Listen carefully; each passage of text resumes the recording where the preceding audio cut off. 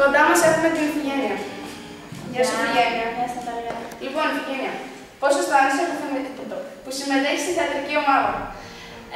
Πάρα πολύ ωραία. Φυσικά είναι μια τέλεια εμπειρία, γιατί όλα τα παιδιά είναι πάρα πολύ καλοί και συνεργάσιμοι.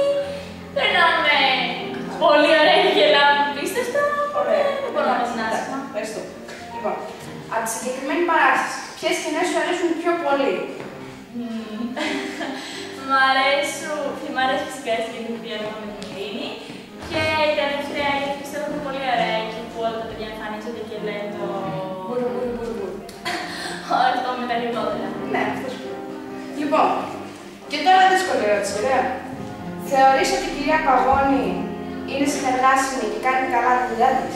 Ναι, φυσικά. Είναι πάρα πολύ συνεργάσιμη, έχει πάρα πολύ καλές ιδέες και μας συμβουλεύει αρκετά στο πολύ καλό ρόλο. Οκ, ευχαριστούμε. Γεια!